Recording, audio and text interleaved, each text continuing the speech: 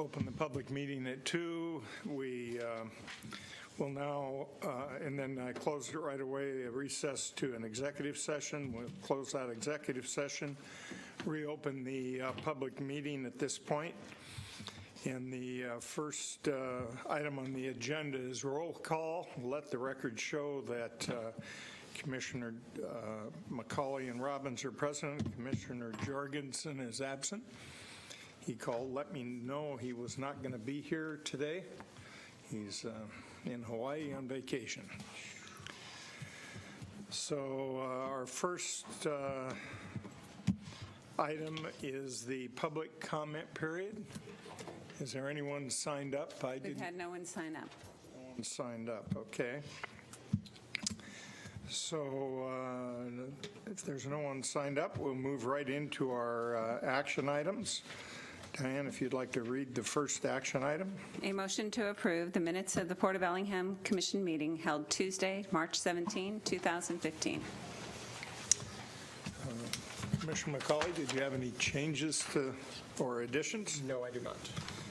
Hearing none, all those in favor? Aye. Aye. Passed 2-0, one absent. Our next items in action items in real estate. A commission motion to approve a modification of airport hotel lease agreement between the Port of Bellingham and Bellingham HI LLC as it relates to the lessee's need to assign the lease for collateral purposes. Thank you, Diane. For the record, Steve Shipman presenting this transaction for the Real Estate Division.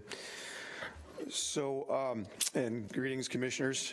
Just a quick background history on this transaction. In June of 2003, the commission approved the airport hotel lease at BLI with BHI to develop, construct, and operate a full-service hotel on airport property. Then in December 2013, the lease was amended to increase the lease premises by about an acre to accommodate a larger programmed operation out there with increased restaurant and meeting space. Then in July 2014, the lease was extended, the lease was modified to extend the construction start and completion dates. And then again in October 2014, we came back to the commission again, requested extension of the construction start and substantial completion dates, and these were mainly due to challenges with getting the project permitted. Today, we're here before the commission to ask the commission to consider and approve a lease amendment that really is driven by the lender to support funding for the project. The modification, among several other things that I'll cover here shortly, will ask the port to consent to collateral assignment of the lease to support a $16 million loan to the developer and their partners. Okay, moving into the details of the modification. First, this will extend the substantial completion date to September 30th, 2016. Secondly, the ROI that's used under this port's standard revenue standard will be capped at 15%, so it would be no less than 9% or no more than 15%, and that would be at any rental renegotiation period. In the event of rebranding from the Holiday Inn to another brand or independent hotel operation, the lease provides for a certain standard that will be maintained. This would probably be best described if the developer, the licensee under the franchise agreement were to have some commercial disagreement and wanted to part ways with the Bellingham Holiday Inn, or excuse me, the Holiday Inn franchise. This would allow the port's interest in the standard of the hotel to not be compromised. This is very important from the port's interest. Next, on this amendment, the agreement or the modification would allow for a 2-year lights out period. This would be a situation where an unlikely event where the hotel just was not working out there at all, okay? And So what this allows the developer to do is come in and repurpose, or not so much repurpose, but to find a hotel operation. The woodwork would be profitable out there. Another thing that this modification achieves would allow for the bank or an assignee under the bank to repurpose the property to some other use, provided this again is a worst case scenario where a hotel just became non-feasible out there at the airport. But this has some governors on it. The bank would have to reasonably demonstrate that the hotel would just not be feasible. It would have to be approved under the zoning and FAA requirements, and of course would have to be subject to the port's reasonable consent. Next, this adds provisions that allow the bank to assign this lease without the port permission for closure. This gives the lender a lot more flexibility in the case of a foreclosure where there's other interested party and they need some flexibility to remarket this lease. However, the new lessee would be bound by the lease, and that's how we're protected in this case. That's pretty much a quick summary of what this does. Is there any questions that we can answer for the commission? Mike, did you have any questions? I do. The completion date has moved a lot with this project, and I'd like to add my voice to this to say it needs to stop moving and we need to get this project going. The questions I've got relate to the other 4 points. So the standard ROI we use is 9%?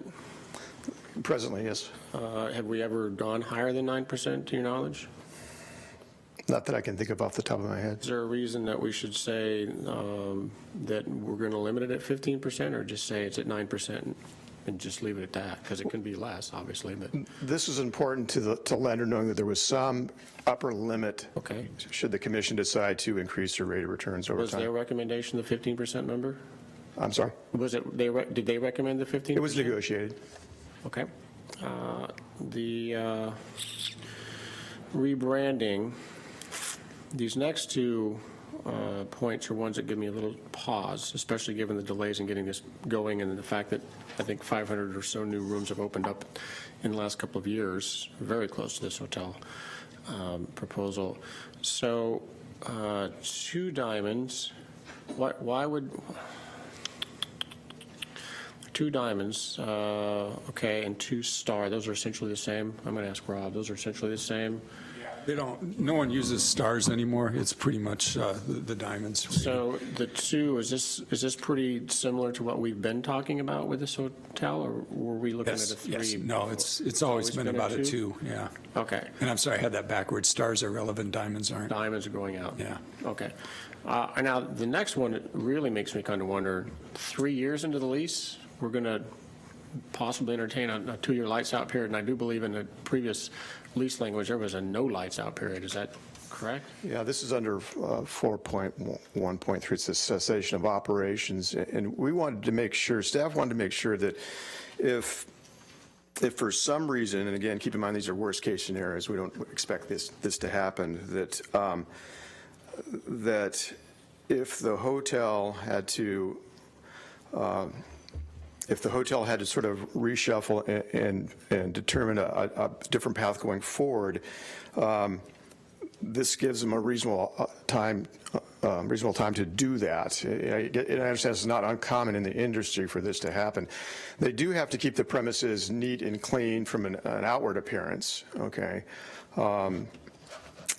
But does that answer your question at all? No, I think it explains it, but this is where I think I'm pausing, because this very similar conversation has come up with the restaurant at the cruise terminal, and we know that the cruise terminal is obviously a difficult place to operate a restaurant, but it's also out of the way. If this possible hotel was buried further into a neighborhood, not literally at the front door of the airport, I probably wouldn't stress out about this, but this one's kind of make me wonder. You know, we're coming back with the proposal to suggest that, you know, I might be 3 years into this and I might not be having fun and I might want to let it go, and then we suddenly have a couple of years. And then the of emptiness, and then all they have to do is show that they're diligent in trying to do something about it. What happens at the end of this 2 years if they haven't gotten anything done? We still have an empty building? What's our recourse there to make sure that this property, because of its prominence at the airport, is not empty? Well, that's a good, solid question, Commissioner McCauley. Sure, I would kind of defer to Frank here to elaborate. So, Commissioners, this was Columbia Bank, and they were concerned that they were lending into a project that if the hotel went out of business, they're kind of like lawyers. They look at the worst case scenario. What happens? And so they wanted, you know, if they took it, first of all, this only occurs if they take it over in foreclosure, okay? And they wanted the ability just to sit on it. And so Port staff negotiated back 2 years, said, no, we'll give you 24 months to try and find a new user. During that period of time, you have to do two things. You have to keep the exterior of it in good repair, the parking lot, landscaping, the building. And number two, you have to diligently pursue somebody. And, you know, that's just negotiated. They said, well, gosh, that puts the onus on us. We could lose our loan, right? If to answer your question directly, what happens at the end of 2 years? We default the lease. Because at the end of 2 years, if it's not occupied, they're in default under their lease.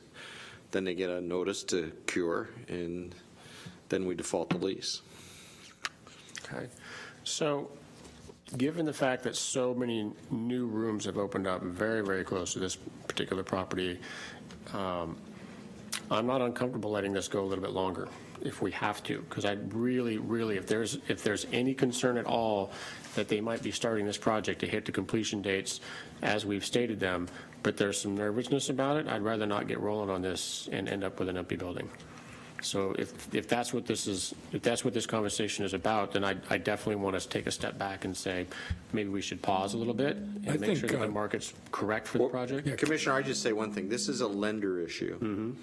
So one of the things you do, and I might say that many of these terms are very similar to the terms that were in the refinance from Morgan Stanley for the Bellwether Hotel. But one of the things you want to do, or at least Port staff tries to do, Shirley and Steve, is not allow a shifting of business risk to the original tenant. In other words, so the original tenant is taking that business risk. It's the lender that asks for the protections in the event the lender forecloses on the project and now owns, I think this loan's $16 million, so the lender's sitting on $16 million trying to find a new person to take it over. And then I would kind of also defer to Rob because he's expert in hotels, so here's what happens. I would love to have a little bit of information about that, because I know that downtown we've got that report that says, yeah, you've got we're over capacity, right? Could I also add very quickly that Mr. Mitzel, Dan Mitzel, the developer and owner of the hotel, is in the room with us today. And he has done a fair amount of due diligence on what the capacity is for use of this hotel coming online. And he has a number of hotels, and he's very good at marketing. And I'd like to ask him to step up to the commission and tell the commission what he knows about the market and where we are today. Sure.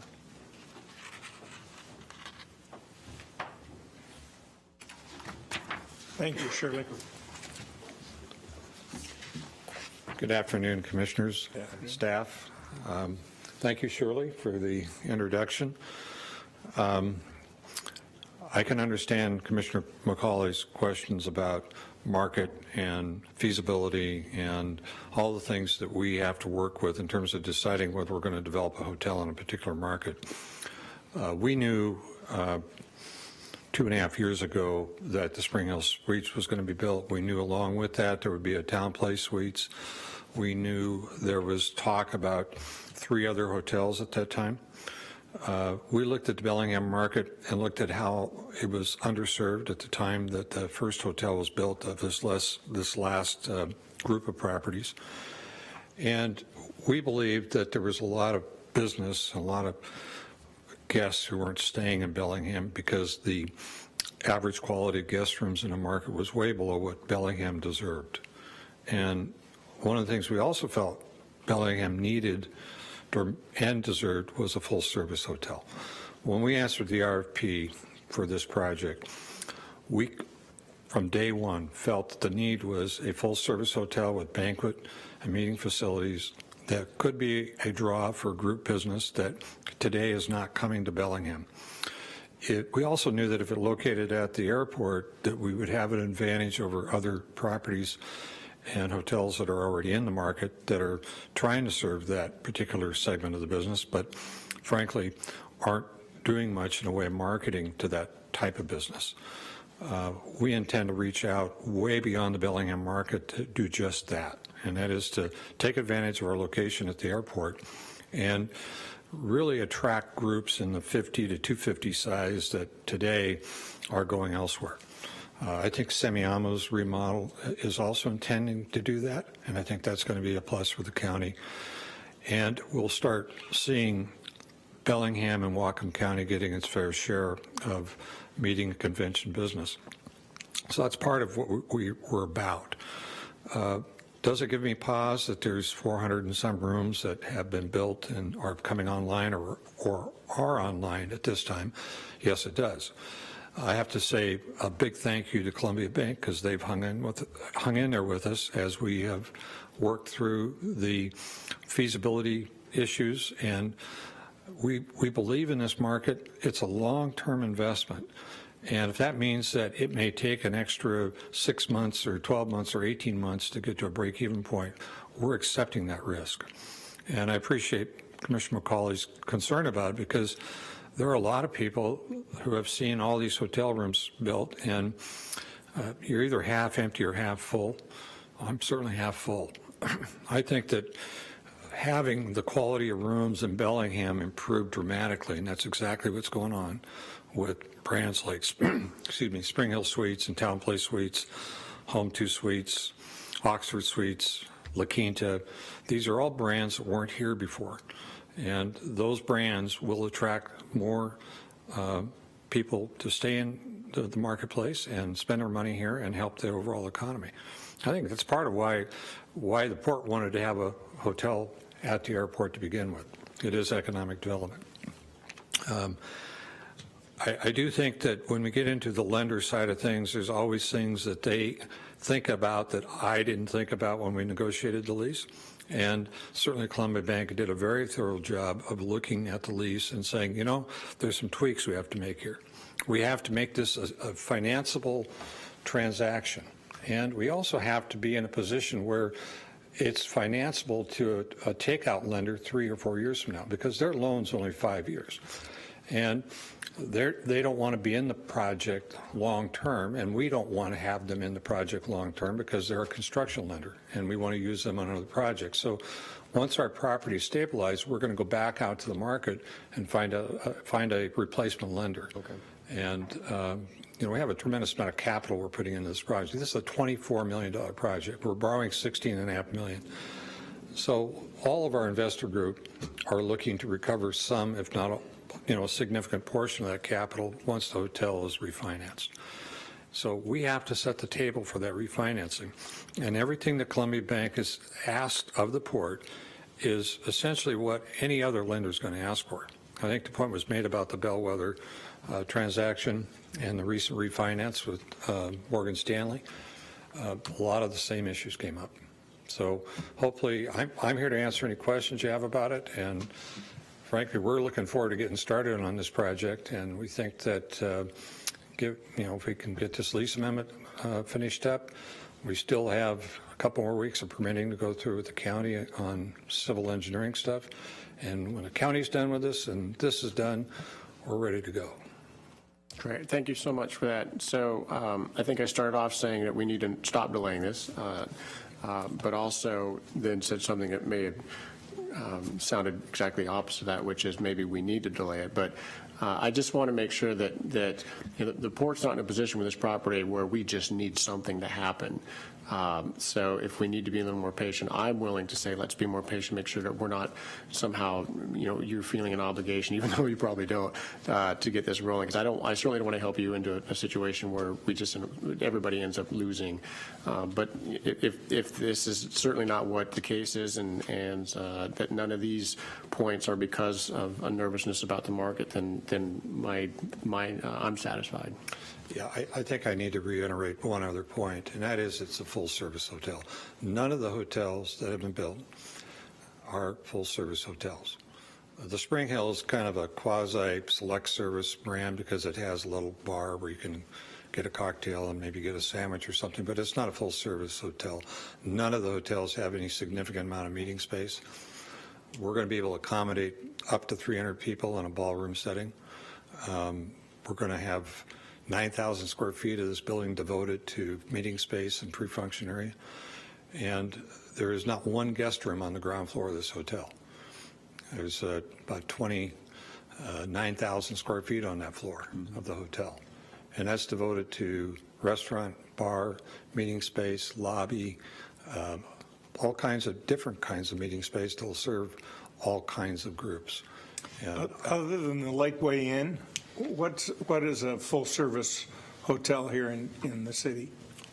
well, the Bellwether would probably call itself full service because it has a restaurant. It just doesn't have, well, it has some meeting rooms. Yeah, not a lot of meeting space. So it's really, the Lakeway was the last hotel built that was designed as a full-service hotel with a significant amount of And meeting will it be space. bigger than that?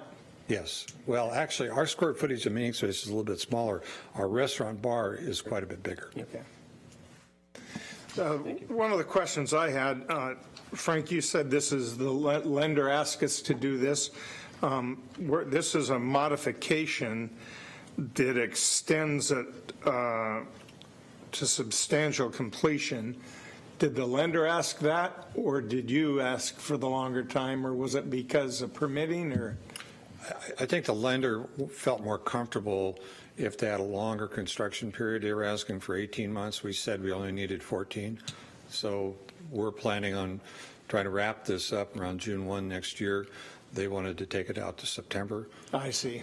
Yeah. So you plan to start within a month? We'd like to be coming out of the ground in the next 3 weeks. Like I say, Commissioners, one of the things Port staff tries to do is not change the risk profile, particularly when there's an RFP that somebody signed up for. So we try to be careful, and Mr. Mitchell was very good about this, not saying now that you have a lender, you can't come in and renegotiate your deal. So this lender wanted to use commercial mortgage-backed securities, which is the second time we've done that. The first time was the hotel here.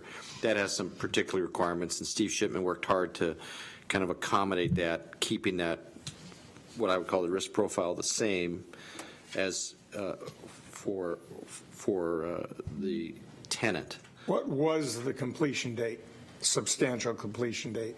If this is September 30, 16, does anyone know I think what? it was it July? July of 2016? So it's been pushed out, I don't know, 3 months, 2 or 3 months. Oh, okay, no big deal. Substantially completion, what's that? Okay. We always do that because depending when you finish a project, the city may not give you, or the county may not give you a final certificate of occupancy because you may have landscaping or other things. So substantial completion, when they can open the door and get a temporary certificate of occupancy and start using it while they wrap up the other little details that the permitting authority wants. So basically, the bank just felt they wanted 60 more days. They weren't as optimistic about the schedule as I am, and we feel like we can build it in 14 months. And, you know, it's a complicated project because it has a lot of structured parking. That adds about 3 months to a typical schedule. We usually build hotels in anywhere from 8 to 11 months, and this one's going to take more time. Okay. I have no further questions. Thank you very much. Appreciate it. Yes, thank you. All right, thank you, Commissioners. Thank you, Frank. Thank you, Shirley. Thank you, Dan. Is there anything else we can answer for you today? We're fine, thank you. Thanks. Hearing no further questions, all those in favor? Aye. Aye.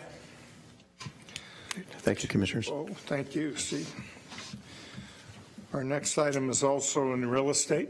A motion by the Commission approving a commercial lease between the Port of Bellingham and Bellwether Real Estate LLC at 11 Bellwether Building Suite 201, and a motion by the Commission authorizing the Executive Director to execute modification of leases with Bellwether Real Estate LLC for accelerated occupancy of the premises. Thank you, Diane. Good afternoon. Judy Harvey, Real Estate Representative. Bellwether Real Estate is a newly formed company and excited about the prospect of being at Bellwether. With your approval today, this new commercial lease will be for a term of 2 years beginning April 15th with 3 2-year renewal options. Occupancy of the 3,000 square feet will be phased in over an 11-month period. Months 1 through 6 at 1,733 square feet, or about 58%. Months 7 through 10 at about 2,200 square feet, about 75%. And months 11 through 24 at 100%. This lease contains an accelerated occupancy of premises provision, where the tenant can absorb more space with 15 days written notice. The tenant anticipates doing so, and in such case, the lease would be modified to adjust the square footage and adjust the rents proportionately. The trademark licensing agreement is executed for the trademark terms Bellwether on the Bay and Bellwether, and in summary, assures that these trademarks will be used in good taste. 25 employees are anticipated when the premises are fully occupied. Rental meets the 2015 rental revenue standards, with the rent phased in proportionately based upon occupancy, as outlined in your memorandum. When occupancy of the 3,000 square feet is achieved, the overall building occupancy will reach about 93%. The nominal rent for this transaction is just under $92,000. Staff is recommending approval of this transaction, and with that, may we address any questions or comments from the Commission? Yes. Can I draw your attention to Exhibit B and C? Is this where we're talking about potentially using up more space? So Exhibit B is showing 4 offices and a workroom, reception area. Get my glasses. You're looking at Exhibit B? Yeah, it's page 22, or I don't know if that makes any sense. It's on my page 22. Yeah, Exhibit B, April 15th. That is the reception area and 3 offices and a workroom where they'll have a Xerox machine and be able to assemble, collate, that sort of thing. So that's the space we're talking about today? That's the 1,733 square feet, about 58% of the 3,000 square feet. That is correct, Commissioner. And then Exhibit C has another portion grayed out, which includes 2 more, well, an office and some storage. What's that all about? Effective in the 7th month, they will take that under occupancy beginning at October 15th. So aren't they more likely to take the entire storage room? They will be taking the entire storage room. D, it shows they take the next one. Yeah, they take the whole thing. Well, I mean, I think it may just be There's some data. Yeah, there's some data, telecom and electronics against that one wall that you're looking at, Commissioner. Okay. So from a practical sense, They're not really getting that. Okay. They'll need that to have their phones. Don't you want the last 3 feet? Yeah, yeah. Okay. I think Exhibit D has a typo. I think it should be January 15th, 2016 to April 14th, 2017. Because Exhibit C goes through January 14th, 2016. Is that correct? There is a typo. That is correct. Good. So we just need to make sure we correct that. Yes, we will. Thank you very much for pointing that out. Somebody else is finding it. Because at the end of the 11th month, they will be at 100% occupancy. Judy, if they choose not to take the additional square feet, they can do that. Is that correct? They are obligated to take the square footage in a phased-in fashion. Months 1 through 6 at about 58%, months 7 through 10 at about 2,200 square feet, and then months 11, the full 3,000. They have to take it. And they really do anticipate taking the full premises prior to that phased schedule. It's a newly started company, and they're just wanting to be certain before they commit to the. Where are they coming from? Do you know? What experience do they have? Combined, they have 52 years of experience. Monty Young is the managing member, and he is the lead on this. We have Timothy Cornwall and Christopher Ehrman and Diskin Young, as well as Mike Perry. And these are all coming from existing real estate companies here in town? Yes, that is correct. All right, here's a legal question, then I'm going to get back to I think I have one more question for Judy. So we're talking about trademark on this one. So first question is, how far does the word bellwether go when we're talking trademark and they have to sign an agreement about using the trademark? Well, the trademark is think of it more as artwork than a word. So it's not just the word, it's the artwork. Okay. And I haven't seen for a while, the trademark agreement, but we have an agreement that they have to follow, and they're bound into that trademark agreement. So one of the things in the agreement about using that is it needs to be used for one or two: the sale of goods related to the lessee's business. In this case, I don't think it does. And the second is the promotion of the lessee's business. So by using the word bellwether in their company name as an LLC, how does that all work? And how can they do that without us giving the trademark, the authority to use the trademark first before they've named their company and gotten the license, and then gotten a license from the state? I don't know. Make sense? Commissioner. Yeah, it does Okay. make sense. All right. The trademark I think is Bellwether on the Bay is the trademark. Okay. Yes, and Bell. So they can use Bellwether. You can open as long as your business is not inconsistent. Okay. You could open Bellwether Roofing. So and since it's not specific to bellwether and it's just the same spelling and we don't have a trademark on the word bellwether, You can't trademark the word, correct? in that case, can we even ask them to sign this agreement about the? Well, if they want to use use of the trademark? Bellwether on the Bay in our trademark, which is Okay. kind And of, that's what we're talking about, not the fact that their company is called Bellwether Real Estate Correct. and located at the Bellwether properties. it's okay. trademark is the way it's presented Mm-hmm. and used. So, for example, we could preclude somebody from saying Macaulay Restaurant near Bellwether on the Bay, and we could go to them and say, you can't put near Bellwether on the Bay in your advertisements, you can't use it. You could have Bellwether Restaurant, but you couldn't say near Bellwether on the Bay. Okay. You couldn't use the words Bellwether on the Bay. So this trademark agreement is assuming that they'll be using Bellwether on the Bay. In their promotional material, in their Advertising. We have a advertising. trademark, according to this agreement, we have a trademark for Bellwether on the Bay and Bellwether, and 4 classes under these trademarks. Right, but I'm telling you, if somebody wanted to open up Bellwether Roofing in Sumas, we can't really stop them. Okay. Okay. The second part of this question is, if they need to get our trademark approval, can they call their company Bellwether Real Estate located at the Bellwether on the Bay properties without our approval, and therefore they can't even get their name from the state until we let them use the trademark? The state will give them the name. The state doesn't check against trademarks. It's up for us to enforce our trademark. Okay. Okay. That answers that question. Okay. I think I had another one, but I have to go back to it. Would you like a minute to go back Yeah, to if it? you want to, you got any questions? I don't. You answered mine. Oh, no, I don't either. I'm done. Yeah, thank you.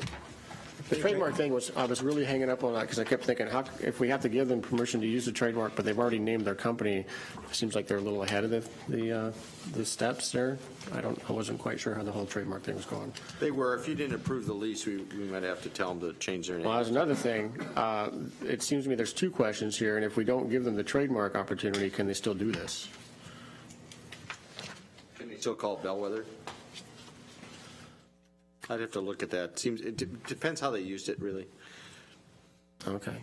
But it might, in cases like this, it might be worth breaking these into 2 separate questions so that we're not, if one fails, the whole thing doesn't fail.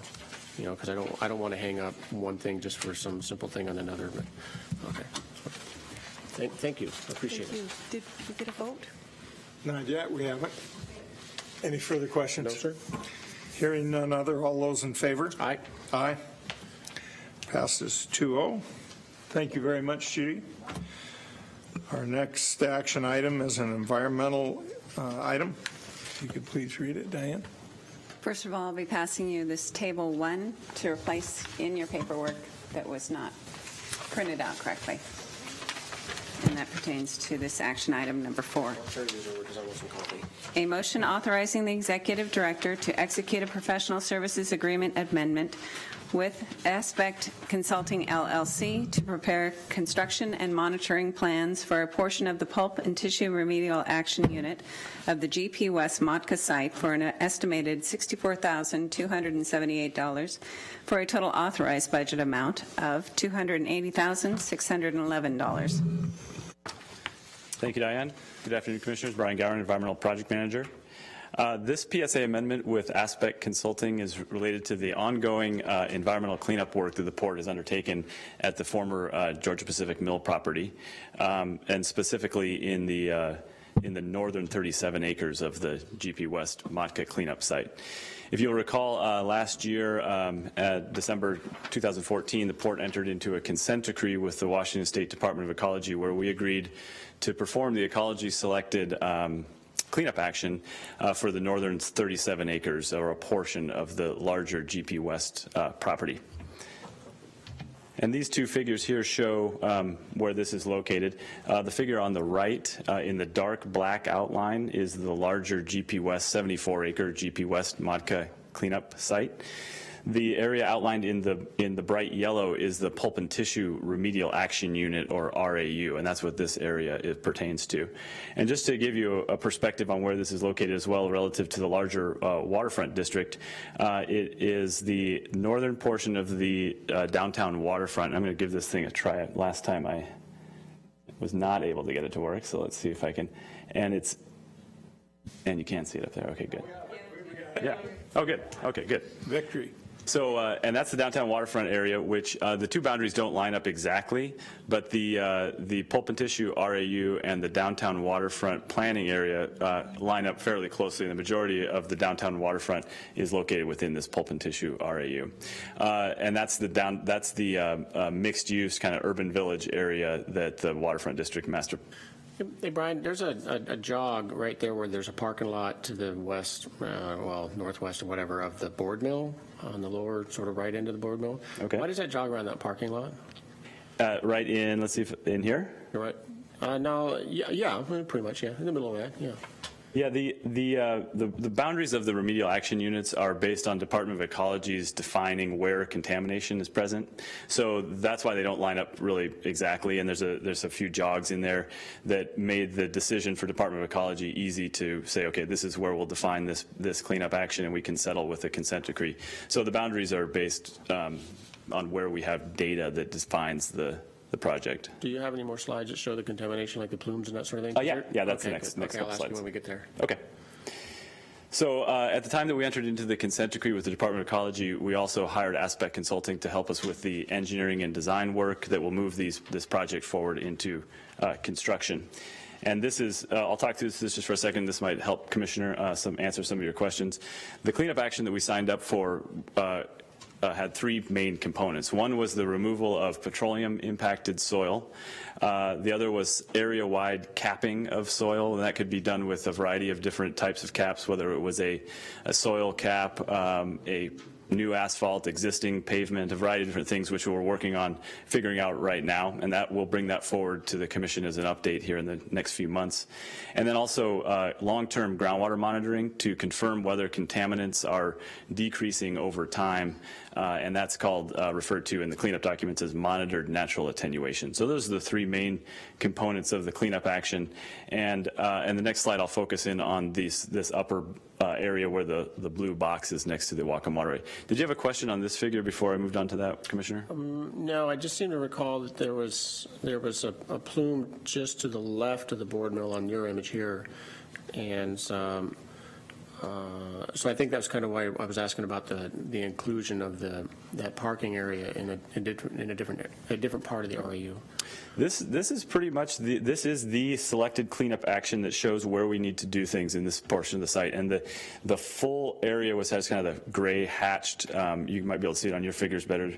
The full area needs to be capped for soil contamination to prevent direct contact. The blue and green kind of oblong-shaped areas are groundwater contamination. That's where we'll be doing the long-term monitoring.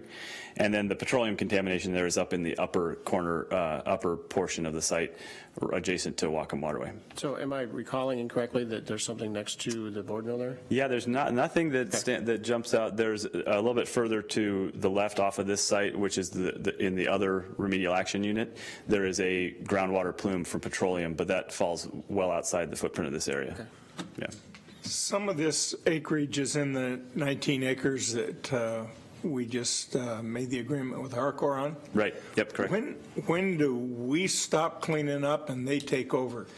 Well, this is one where we do the actual cleanup. So we will do all of this work, and the master development agreement is pretty clear on how that works. Is that the port will implement this cleanup where we do these three main components. When they take that project over, if any material is excavated, it wouldn't necessarily be cleanup. Like if they had to build a foundation, they would just have to manage that material appropriately. They could take it to a landfill. They could put it back on their site and recap it. It kind of depends on the footprint of their project. But it wouldn't be a scenario where they have to do above and beyond any additional cleanup per se. So ours is until they start digging? Right. We want to try to stay well ahead of any of their projects so that we can finish our cleanup and say we're handing you a site that is, from Department of Ecology's perspective, is considered complete. When do you anticipate we're going to hand that to them? Well, hopefully that's part of what this is about. We're trying to stay ahead of that project where we were hoping that originally we're designing to move all three of these components together as one single construction project that we thought would be 2016 time frame. But we saw an opportunity once we got into this initial design that the port team thought we might even have an opportunity to do a little bit of this a little bit faster and potentially save some money. So we should stay well ahead of the Harcourt build out, and within the next year and a half, depending on some other minor factors, have the majority of this RAU considered clean from Department of Ecology's perspective under the consent decree. And some of that can be capped. Yeah, a vast majority of the site is going to be capped with one So or another. a question that probably doesn't relate to this, but when we start dredging the Whatcom Waterway, where is that contaminated material going? Is any going? None's going on this site? No, it might be managed on site as part of that project, but it's not going to be placed on this site as a cap. Managed on the site, does that mean it'll be stored there temporarily? Correct. There's that potential before being transferred to trains or trucks that would take it to a different facility. That's an option that's available to the contractor, but not as part of the capping for this site. Okay, but somewhere on the site, that dredging could be seen like it is down at the lower end of Cornwall where the big white. It wouldn't. I don't anticipate. Okay, yeah. So on the GP West site, there is the option that the contractor can use that area for managing sediment. It wouldn't be in under tarps like the Cornwall Avenue landfill. It would be more of a temporary, as they're moving material through kind of open stockpiled areas while they're managing material. It does sound like the majority of that area is down by the log pond area though, closer to the shipping terminal. Okay. So, but it would probably be visible from areas of the downtown. Thank you. Yep. So one final one here, I wanted to zoom in on this upper area where we did see an opportunity to accelerate a portion of this cleanup where we could look at conducting the petroleum contaminated soil removal a little more quickly. A couple reasons for that. One is that it's a really pretty well-defined area. It's immediately adjacent to the Whatcom Waterway, though, so it's in a pretty environmentally sensitive area. So it makes some sense. The Department of Ecology felt like it would be a good idea to go ahead and remove that. We also completed a soil removal immediately adjacent to that a number of years ago, and the only reason we didn't get this material at the time was because the existing steam plant was still there. So we waited for that project to be, that building to be demolished by GP. Now we have access to it, and we figured it would be a good idea to go ahead and move forward on it. The cost savings might come in if the Whatcom Waterway contractors are already mobilized in this vicinity. There's a number of projects, components that occur on this shoreline. And if that contractor decides to pursue this project, it might have some cost savings. Not guaranteed by any stretch because there's the public bidding process, but that is an option. This one is also, the scope of work included in this PSA amendment is the finalization of the engineering and design report, the development of plans and specifications, and then helping the port with the bid process. And with that, additionally, it is an insured portion of the AIG insurance, as well as covered by an existing MODCA grant. This $64,000? Correct, yeah. So, Brian, you mentioned a little while ago that that there may be some cost savings, and this was not what you just said. So a lot of times things get bundled together because we can assume more cost savings having a single contractor coming in. Is this likely to, I mean, the overall project, is this likely to really see some cost savings? I do appreciate the accelerated time frame. I think that's awesome. But it's quite likely, though, we'll have multiple contractors essentially doing the same exact work. I would say that's a possibility. I think by accelerating this and moving it forward is one of the primary components. I think it also has the opportunity to have cost savings. Like I said, it's not. I don't think it's guaranteed, but it's similar work to that's going to be happening out at the site. We would be. It would be odd that if a contractor was already on site, they wouldn't want to at least pursue it. But it's up to them to put together a bid. Okay. The gray concrete circle to the right of the gray arrow there, when's that going to be removed?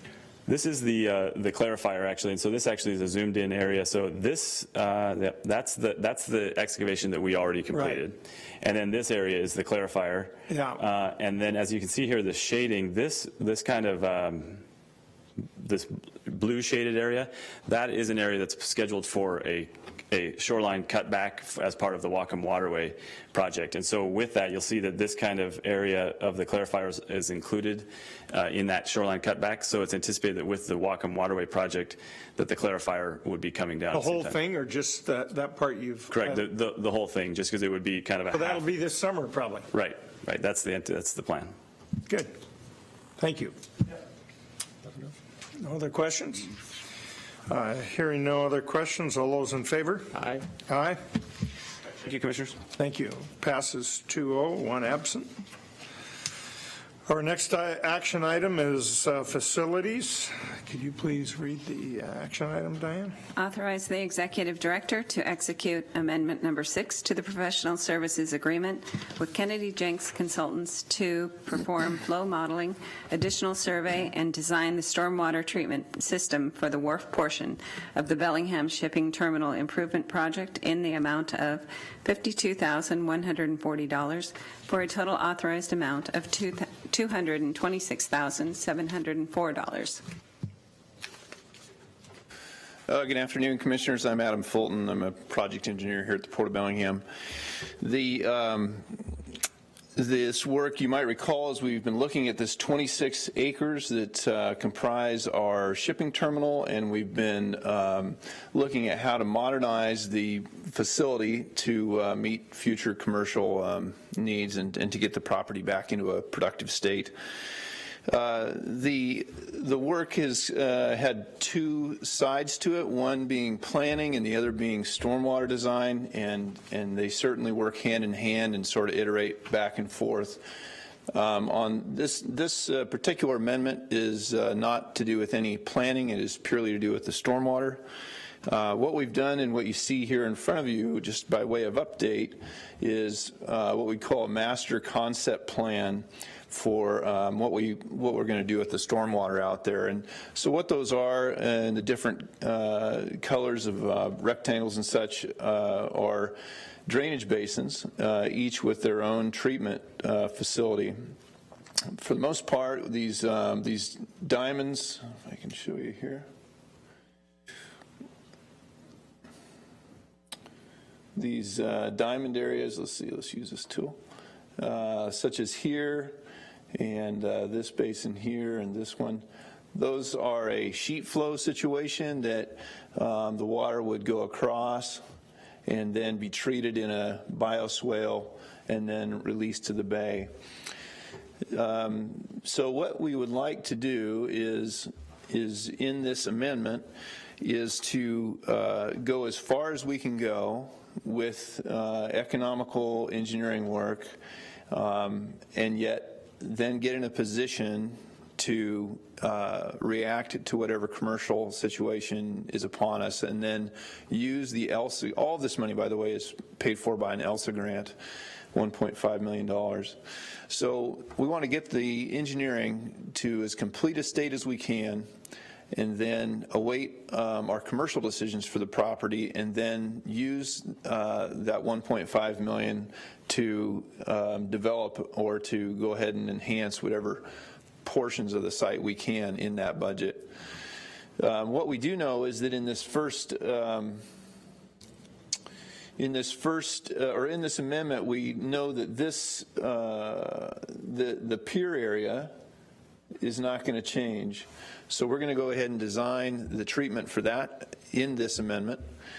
And then we're going to catch in some needed survey information out on these the ridge lines that separate the drainage basins, ensuring that in fact our plan will work. Just as take a quick close-up of that particular area, just so the commission is familiar.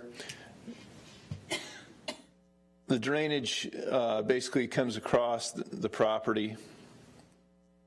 Actually, I can use this tool. Excuse me. Yeah, it comes across the property like that, flows into those drainage basins, does treatment facilities, and then leaves the bay clean. Currently, the property that would host those drainage swales and treatment bioswales looks about like this. So we would be cleaning that property up and putting the bioswale right through the middle of that. Yeah, so the bioswale would be like right through here, and then we'd be repaving the areas out here, so that all this would flow down in. Terrible. Yeah.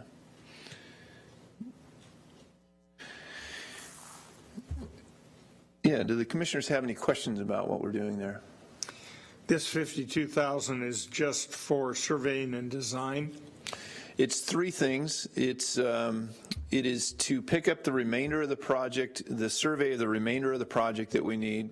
Currently, the project has a LIDAR survey, which is a light detection and ranging level survey. It's done by aircraft and has a level of accuracy that's okay, maybe within a foot, which you need a higher degree of accuracy to do actual engineering.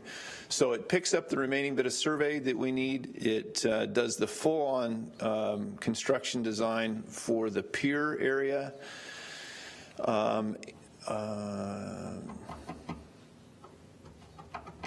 Yeah, that's it. Seems like there's a third one. Oh, and then we do the modeling. Sorry, we do the modeling for the rest of the site to ensure that that scheme, this surface drainage scheme, is in fact going to work with the grades we have out there. So if it does work, the light green will flow south. The purple and brown will both flow towards the log pond. That's correct. Okay. Yeah. Okay, thank you. So, two quick questions. Can you flip a slide forward? It shows where the bioswale would go. So it shows which, Commissioner? One more. That one. Is it worth having a conversation about undergrounding those utilities while you're working down there? Oh, fantastic question. If I may, back here, in the planning, and again, this was just the stormwater concept, but in the planning, we looked at 5 different things, and I'm going to attempt to show you those very quickly. The first thing is we took this power line that runs here, and we combined it with the power that is here, and so that this one goes away. And the reason that is important is because it's a cost savings and it's a property freer up. And so by putting all the power in this spine over here, it's just less expensive to run one than two. I suspect this was done historically because of the evolution of the property, and maybe they had one building built and they ran power out there, and then here came this other need, and then it needed other power, and for whatever reason it was easier to go a second route. But now what we're finding is that it's just as cheap to go this one route and then feed over from that one. That's about a $400,000 savings to the redevelopment of the property. The other thing it does is right here, let me get rid of this a minute. Right here, we have a pinch point in the property. And one thing that's held this property back from being used, for instance, for module construction, is they simply couldn't construct something and then get it past the corner of Warehouse 2. Because it was confined on one side by Warehouse 2 and on the water side by that power line that Commissioner McCauley's pointed out.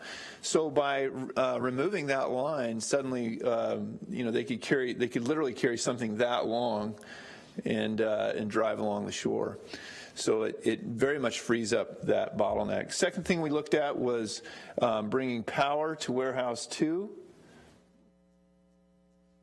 This is Warehouse 2 here, and this is Warehouse 1. Revamping the power in those warehouses to make them suitable for shops, et cetera, for module construction. We looked also at how do we get things from the property out to the beach, and that is the critical spot. And so what we're doing also is taking this portion of the pier and this stub pier and making those suitable to carry 2,000 PSF loading, which is what a gold hopper generates. A gold hopper is a transfer vehicle that takes a module construction unit out to a barge, for instance. It's one of those 150 tire things, and all the tires move. So and then the fourth thing that we looked at was this power construction, and then distributing that power through this area, again, so that we can have module construction going on back in the log pond, for instance, and then those things can make their way out to the beach, either to a barge or to a ship. Does that answer your question, Commissioner McCauley? Yes. And then the second question I've got about railroad spur. And I know that we had a conversation about, yes, we're going to have a spur, but then that sort of dictates how these areas are going to drain. And then we came down on, no, we're not going to have a spur. So we're assuming we're not having a spur with this new water management plan here? No, it's a fantastic question. What the spur is, as thought right now, is about like that. When we go to take this whole master concept and then dial in a project from it that is $1.5 million, keep in mind there's maybe $7 million worth of work that's shown here, but we have a $1.5 million grant, so we're not going to be able to do the whole thing in this first bite. So what we would do is prioritize that grant to do the areas that we want to do first. And what would be those impetuses? They would be what is the commercial drive for the area? What is the pollution generation of the area? And where do we get the biggest bang for our buck in terms of square footage covered? So it's likely that in this first go-round that we would be doing a project in this area. And then, so the question with the railroad is then there's enough flexibility remaining and there's time on our side that if the railroad spur came, we could react to it, and we haven't committed dollars to actual construction. We still maintain that flexibility. Okay.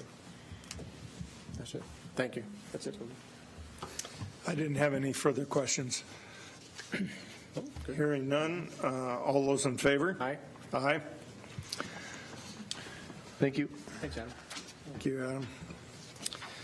Our next item is also in facilities. If you could please read it, Diane. Authorize the executive director to execute amendment number 1 to the professional services agreement with Reed Middleton Incorporated to perform additional engineering services for the Fairhaven boat launch floats and piling replacement project in the amount of $26,000 for a total authorized contract amount of $52,950. Thank you, Diane. Good afternoon, Commissioners. Norman Gilbert, Project Engineer. Before you today is amendment number 1 to the PSA with Reed Middleton. You may remember almost a year ago, the original contract was brought before you guys to get us to the 60% design level.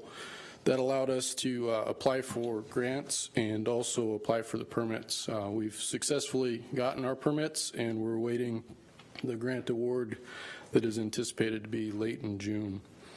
So this amendment will advance the design to 100% level and include bidding services so that we can mate up with the grant award and get prepared to bid this and go under construction in October.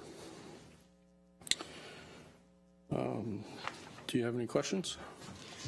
So this is, once again, for more design, for a total of $52,000 in design. How much is the project itself? The project itself is just shy of $250,000. Okay. So this is an additional $26,000 for engineering. Correct. Thank you. Mike, did you have any questions? My memory seems terribly faulty today, so it's probably always faulty, not just today. So when I came on board in 2010, there was always this conversation about letting this silt in. Are we not letting this silt in? Is that what's? I forgot what the conversation was about. Why we're continuing to invest money in the boat launch in Fairhaven.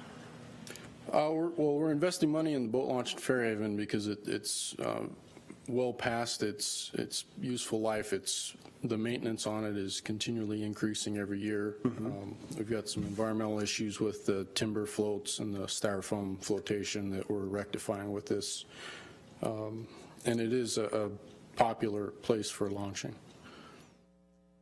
Any idea on how long it'll last before it silts in? I don't have that data. Okay. Anybody? Okay. I'm sorry. I'm totally forgetting the conversation we had last time we talked about this, because I think I did support funding it. Maybe Sylvia would like to. Thanks, Sylvia. Just to refresh your memory, when we did the Fairhaven Comprehensive Scheme of Harbor Improvements, that's what you're recalling. And we did talk about the fact that it will be difficult long-term to maintain that if it continues to silt in. And so we were looking at other options. After going through that process, we said most of the other options were either expensive or not real feasible. So our preferred alternative was to continue to operate this and maintain it as long as we could. Okay. That was very helpful. Thank you, Sylvia. And I'd also like to add that the floats we are putting in are not large vessel floats. They're for more of the small trailerable vessels. Yeah, groovy. Thanks. Okay. I don't have any further questions. Hearing none, all those in favor? Aye. Aye. Thank you, Commissioners. Thank you. Thanks, I appreciate that. Passes 2-0. Our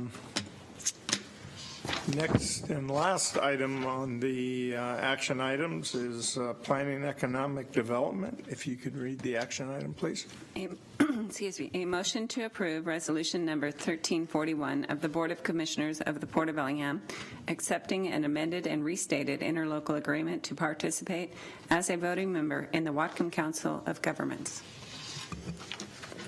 Sylvia Goodwin, Planning and Development Director. This is a resolution that would reaffirm an agreement with the Whatcom County Council of Governments. The Council of Governments was actually formed in 1966. We have a current resolution from 1977, where the Port of Bellingham, along with the cities, the county, and tribes, and I think possibly the PUD, although I've not seen PUD members, special purpose members, are members of the Whatcom County Council of Governments. And the Council of Governments primarily looks at regional planning issues, transportation planning. They maintain the census. They have some involvement in economic development, the Northwest Economic Council, and do other research and policy issues. They look at cross-border traffic and monitor that. And it's an opportunity for all of the local governments to coordinate to make sure we're all aware of each other and speaking with the same voice. This resolution would reaffirm our participation as a voting member. The voting member is an elected official, which at this time I believe is Jim Jorgensen. And we pay an annual dues, which varies, but this year we budgeted $20,000 to be members of the COG, and that's what this resolution does. Any questions? Have none? Nope. Thank you, Sylvia. Hearing none, all those in favor? Aye. Aye. Passes 2-0. Any new business, Commissioner? I do have one thing. I heard this past week that the inability to use the landing facility for the landing craft, the so-called ramp down on C Street, has forced Strider Construction to take their business down to Anacortes for 5 barge loadouts. And I know we've had an issue with the lease space that we gave to BMI, and I'd like to definitely address this issue so we stop losing that business. So I can figure this out. We can certainly approach BMI again. I don't think we have a lot of legal options available to us. They have a lease for the land. They have the exclusive use of that land. And Shirley has talked to them a number of times about allowing access to that landing zone. But yeah, I don't think we can force their cooperation. We can only ask for it. Do you know, Mike, did BMI say no to them, or did they, was the price too high, or they didn't even talk to them? Yeah, it's my understanding they didn't even bother to talk to them. So. Well, maybe they should talk to them. I think BMI's price has been ridiculously high in the past, and it's scaring people away. Yeah. It's really challenging because the site is completely empty, and the folks here see it, and it's frustrating to them that they can't use that space. So I don't know if there's another place we can use in the bay. I know that down behind the plywood plant is just far too shallow to do that, unfortunately. We talked about over by the shipping terminal, potentially using that area. There used to be a barge facility there. I'm not sure what kind of condition it's in. And I think you also run into an issue of using labor there, longshore labor. Well, I'd certainly hate to continue losing this business to Anacortes, you know. I would agree. I don't want to lose that business if we can help it. But we've signed that. Yeah. All right, that's it. We'll talk to BMI again. Okay. The only thing I had is we received a letter from Suzanne Kite, who was one of our people who spoke at the public time last week. She sent a letter of apology, which I thought was really nice, that said her comments were totally uncalled for and she apologizes, and I'm just accepting her apology in our public forum. Thanks for that. Anything else for the good of the order from anyone? Hearing none, I move we adjourn.